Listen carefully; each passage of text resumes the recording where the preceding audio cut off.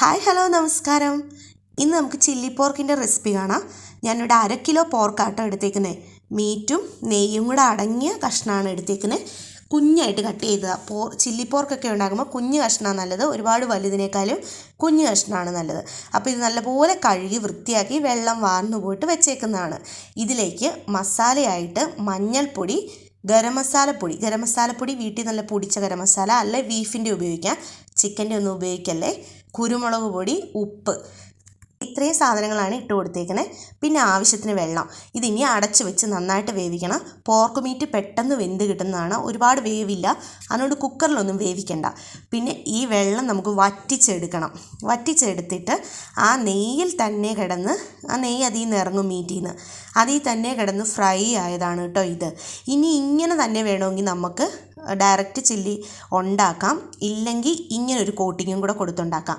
അതേപടി തന്നെ ഫ്രൈ ആക്കിയിട്ട് ഉണ്ടാക്കിയാലും നല്ലതാണ്. ഇങ്ങനെ ഉണ്ടാക്കുമ്പോൾ ഒന്നുകൂടെ ക്രിസ്പി ആയിട്ട് കിട്ടും. അപ്പോൾ ഇതിന് വേണ്ടി കോൺഫ്ലവർ, കാശ്മീരി മുളക് പൊടി, കുറച്ച് ഉപ്പ്, പിന്നെ ഇത്തിരി ഗരം മസാലയും കൂടെ, കുരുമുളക്, പിന്നെ സോയാ സോസാണ് ഒഴിച്ചു കൊടുക്കുന്നത്. സോയാ സോസ് എന്താണേലും ഒഴിച്ചു കൊടുക്കണം. ഈ റെഡ് ചില്ലി ഗാർലിക് പേസ്റ്റ് എൻ്റെ കയ്യിലുള്ളതുകൊണ്ട് ഞാൻ ഒഴിച്ചതാണ്. അത് ഓപ്ഷനിലാണ്, ഉണ്ടെങ്കിൽ ഒഴിച്ചു കൊടുത്താൽ മതി, ഇല്ലെങ്കിൽ സോയാ സോസ് മാത്രം. സോയാ സോസിന് ഓൾറെഡി ഉപ്പുള്ളത് കൊണ്ട് ഉപ്പ് കുറച്ച് ഇട്ടാൽ മതി കേട്ടോ. അതിനുശേഷം ഇപ്പം ആ മീറ്റിൽ നിന്ന് തന്നെ ഇറങ്ങിയ ഈ നെയ്യിലേക്ക്, ആ ഓയിലാണത്, അതിലേക്ക് ഞാൻ ഇനി ഒഴിച്ചു കൊടുക്കുന്നത് പാം ഓയിലാണ്. വെളിച്ചെണ്ണ ചില്ലി ഉണ്ടാക്കാൻ നല്ലതല്ല, ഇങ്ങനെയുള്ള എന്തെങ്കിലും ഓയിലാണ് കേട്ടോ നല്ലത്. അപ്പോൾ സൺഫ്ലവർ ഓയിലൂടെ ഒഴിച്ചു കൊടുത്തു.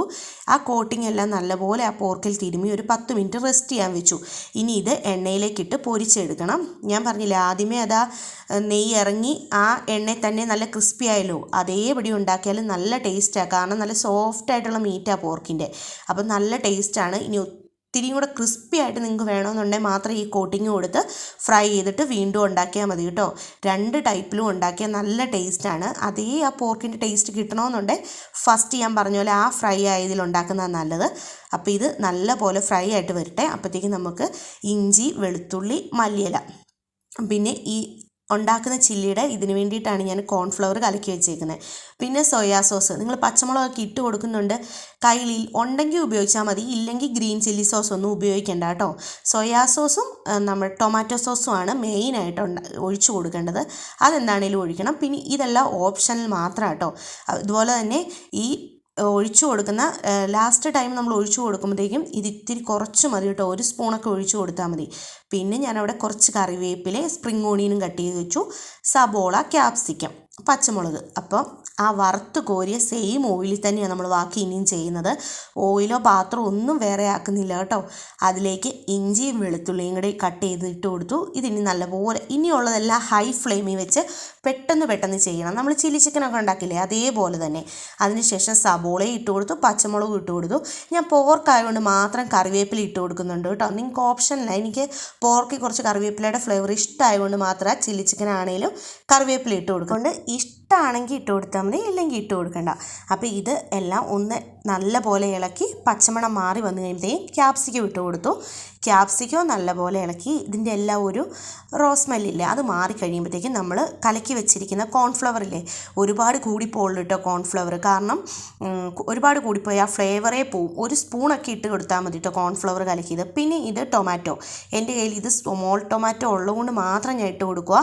നിങ്ങൾ വലിയ ടൊമാറ്റോ ഒന്നും ഇട്ട് കൊടുക്കല്ലേ. ഇത് സാലഡ് ടൊമാറ്റോയാണ്, ഒരു മധുരം ഉള്ളതുകൊണ്ടാണ് ഞാൻ ഇട്ട് കൊടുത്തത്, അല്ലെങ്കിൽ ഇത് ഇട്ട് കൊടുക്കേണ്ട ആവശ്യമില്ല. പിന്നെ കുറച്ച് കുരുമുളക് പൊടിയും കൂടി ഇട്ട് കൊടുത്തു. പിന്നെ ഉപ്പ് നമ്മൾ ഇതിലേക്ക് ഇടുന്നില്ല കേട്ടോ, കാരണം സോയാ സോസിന് ഉപ്പുണ്ട്. ഉപ്പ് വേണമെന്നുണ്ടെങ്കിൽ മാത്രം ലാസ്റ്റ് ഇട്ട് കൊടുത്താൽ മതി, അതുകൊണ്ട് ഉപ്പിട്ട് കൊടുക്കാതെ ഇളക്കുന്നത്. പിന്നെ ബ്രൗൺ ഷുഗർ ഞാൻ ഇതിലേക്ക് എല്ലാം കൂടെ വരുന്നതുകൊണ്ട്, സോസൊക്കെ ഉള്ളതുകൊണ്ട് ബ്രൗൺ ഷുഗർ ചില്ലിക്ക് ഇട്ട് കൊടുക്കുന്നത് നല്ലതാണ്, അതുകൊണ്ട് ഇട്ട് കൊടുത്തു. സാധാ ഷുഗറാണെങ്കിലും ഇട്ട് കൊടുത്താൽ മതി, ബ്രൗൺ ഷുഗർ ഉള്ളതുകൊണ്ട് അത് ഇട്ട് കൊടുത്തതാണ്.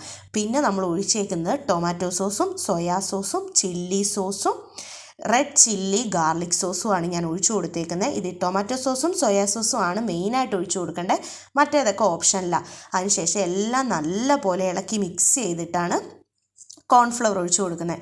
അപ്പോൾ കോൺഫ്ലവറും കൂടെ ഒഴിച്ചു കൊടുത്തു കഴിഞ്ഞ് അതൊന്ന് കുറുകും. ഇത് കണ്ടോ, തേങ്ങാപ്പാലാന്ന് ഓർത്തുങ്ങാണ്ട് വന്നത് ഒരു ഉറുമ്പ്. പോട്ടെ, അവൻ അതിലേ പോട്ടെ. അതുകൂടെ ഇളക്കി നല്ല പോലെ കുറുകി വന്നപ്പോഴത്തേക്കും ഈ നമ്മൾ ഫ്രൈ ചെയ്ത് വെച്ചിരിക്കുന്ന പോർക്ക് കൂടി ഇട്ട് കൊടുത്തു.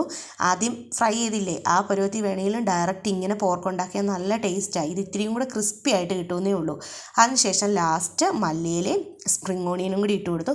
സ്പ്രിംഗ് ഓണിയൻ ഉണ്ട് എന്താണേലും ഇട്ട് കൊടുക്കണം കേട്ടോ, വല്ലാത്തൊരു ഫ്ലേവറാണ് സ്പ്രിംഗ് ഓണിയൻ ഇട്ട് കൊടുക്കുമ്പോൾ. അപ്പം നല്ലപോലെ ഇളക്കി മിക്സ് ചെയ്തു. അങ്ങനെ നമ്മുടെ ചില്ലി പോർക്ക് റെഡിയായി. ഇത്രയും പരിപാടിയേ ഉള്ളൂ, സിമ്പിളാണ്, നല്ല ടേസ്റ്റുമാണ്. അപ്പം നിങ്ങളൊക്കെ ഒന്ന് ട്രൈ ചെയ്ത് നോക്കണം ചില്ലി പോർക്ക്. എൻ്റെ റെസിപ്പി ട്രൈ ചെയ്തിട്ട് കമൻറ്റും ഷെയറും ലൈക്കും സബ്സ്ക്രൈബും ചെയ്യാൻ മറക്കല്ലേ. Tata bye, see U.